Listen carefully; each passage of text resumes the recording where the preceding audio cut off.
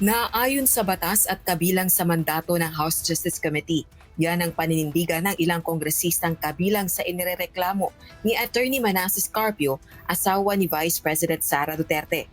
Araw ng Lunes, April 27, nang maghain ng reklamo sa Quezon City Prosecutor's Office si Carpio, kaugnay ng ginawang ulat ng Anti-Money Laundering Council o AMLAC sa bilyong pisong halaga ng covered at suspicious transactions na iniuugnay sa bank accounts nila ni Vice President Duterte sa pagdinig ng House Justice Committee.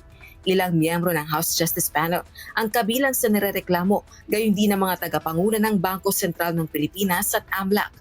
Ayon kina mamayang Liberal Party List Representative Leila de Lima at Akbayan Party List Representative Shell Chocno, kumpiyansa silang hindi uusad ang reklamo ni Carpio laban sa kanila.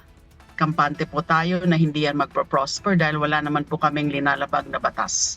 Kasi nga po sa bank deposit secrecy law at maski na sa Anti-Money Laundering Act ay mga ano po ito, exception po ito.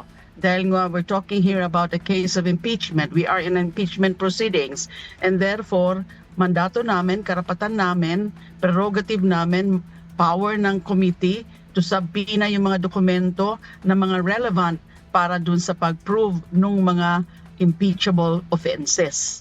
Kasama sa trabaho yan bilang isang member ng Committee on Justice.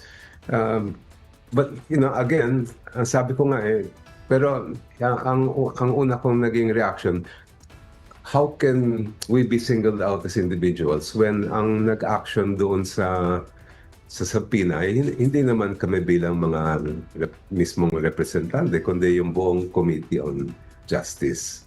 Si Akbayan Party List Representative Percy Sandanya, hindi rin apektado sa reklamo ni Carpio laban sa kanya. Chill lang tayo kasi alam natin na tayo ay nakatungtong doon sa mga provision ng batas. Hindi tayo natatakot kahit na may attempt sila to intimidate us with this case. Feeling ko this is their way na balikan kami. Kasi ako yung nag-move to subpoena the AMLAC to submit to the committee and testify sa committee yung mga suspicious at covert transactions.